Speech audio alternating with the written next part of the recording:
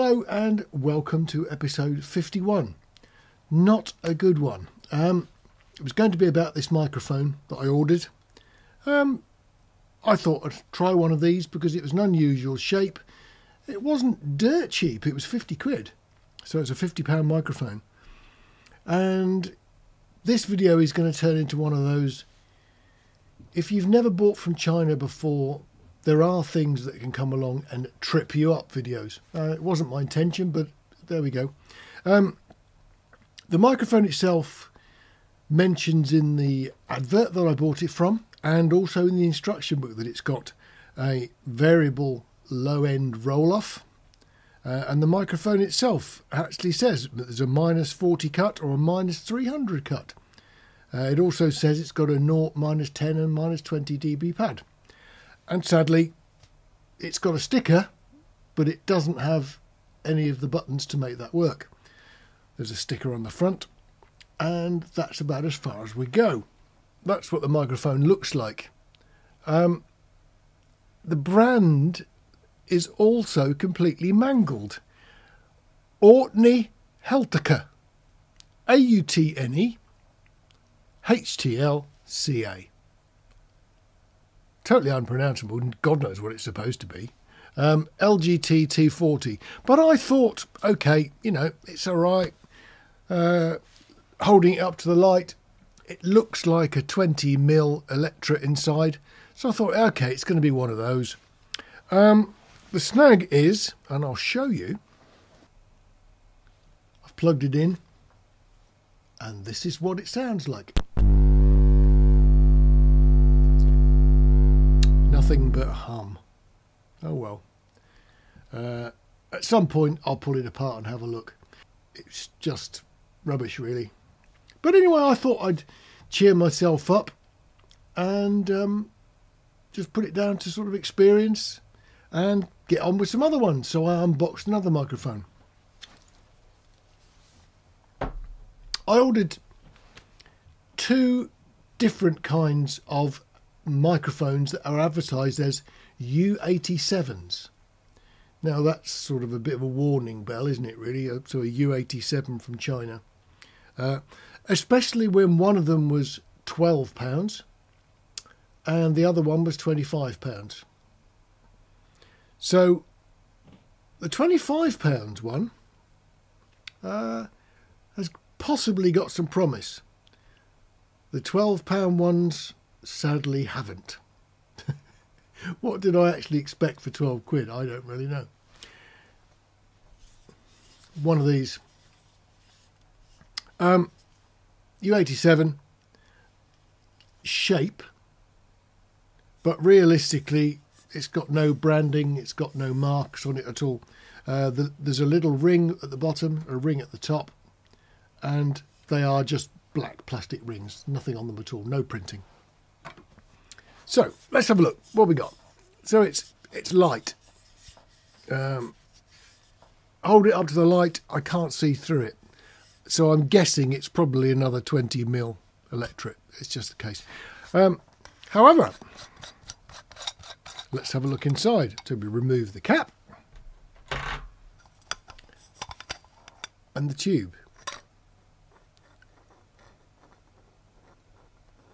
Well, it's like one of those weird TV programs, isn't it? I mean, that's it, 90% out, and that is the works.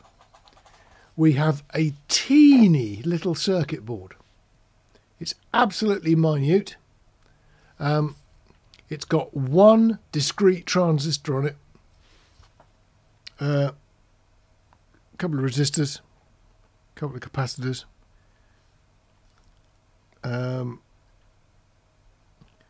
It's also got the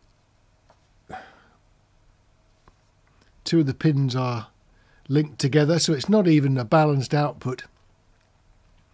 So all in all, it's unbalanced, it's feebly made, and I'll let you hear what it sounds like.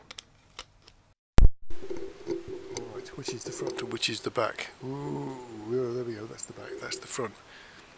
So it also hisses like a devil. So it's really, really noisy. So it's complete and utter rubbish. It's totally unusable. There's nothing at all that you can actually do with this mic. I guess the best part about it is the shock mount. It's not too bad. It's plastic, but it's not too bad. So the shock mount might come in handy for something. But you can see it's an electric. So we're, you know, on this side we get the normal sort of response we get, but it's thin, nasty, hissy. It's just a pile of rubbish, really. On the other hand, we've got this one. Now, this, judging from what I can see through, looks like it's a slightly larger capsule. So it could be a 26mm electro. I don't know. I haven't actually managed to do it yet. Comes on the shock mount. It's a plastic shock mount, but it unscrews in the normal way. It's an identical shock mount, actually, to the other one. So the £12 version and this one, different. Now, this one does have writing at the bottom, and it says professional microphone U87. That's all it says. There's no brand or anything like that. And unlike some of the other ones we said, there's no little sticky label in the box. It doesn't. It's just an unbranded microphone. It's quite a nice case, I suppose. It's got a cardioid symbol on that side, which makes me think that's probably the front.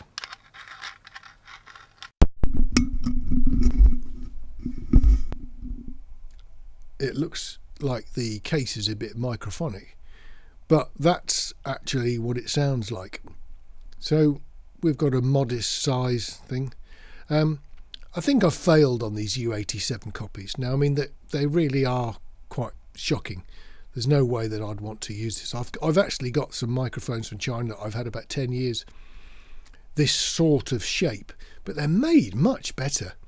These are feeble at best.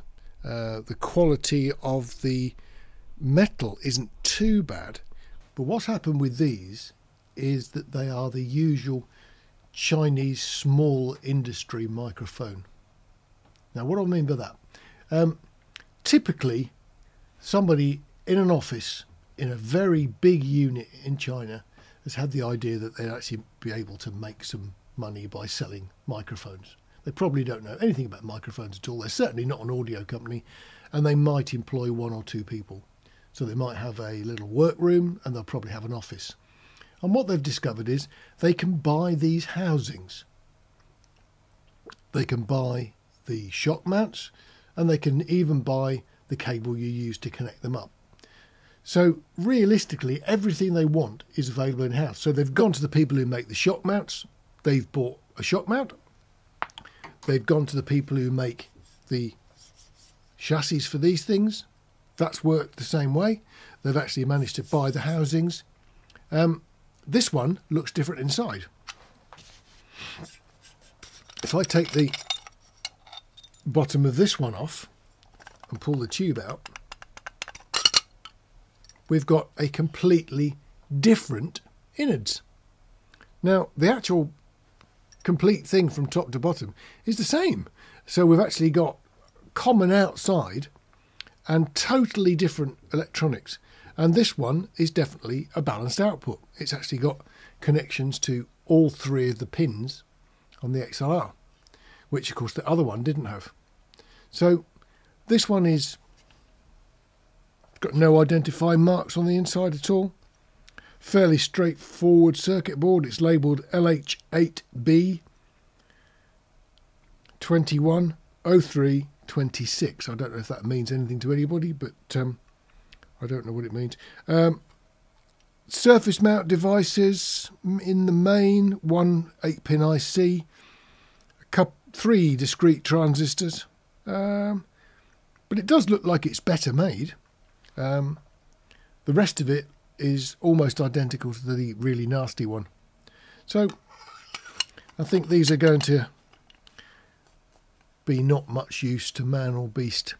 So I was hoping to give you a nice video today about another unusual microphone I'd found that turned out to be really good, and I can't, because today's microphones are rubbish. None of these would be suitable for making anything remotely quality conscious in the way of recording. They're just dire. The warning is, if you see cheap microphones that look very nice from China, the chances are they're going to be rotten. So 50 quid was about where I usually expect sort of quality to start creeping in. But we've actually had some as far down the price scale as about £36 that actually were really good. Now, we've got microphones here, 50, this thing. £50, it hums, it's faulty. Might be actually a nice microphone and there's just no quality control and it is no good at all. I'll probably be able to fix it, I'll have a go. We've got a £25 U87 looking thing that at least functions and a little bit of thought's gone into it, and a £12 87 that really was just too hopeful to even think about, was it? So that's been a bit depressing. Anyway, we've got some more gadgets on the way, so the next video will be probably looking at some interfaces if I can wangle that one. And we've got a range of cheap interfaces. I hope the same thing doesn't happen again. Probably I'm asking a bit much of those too, but time will tell when I have a go. Anyway, thanks for watching this one. If you want any more of these interesting videos, just subscribe and you'll get notified when the next one comes up. Look after yourselves, take care, and don't do what I did.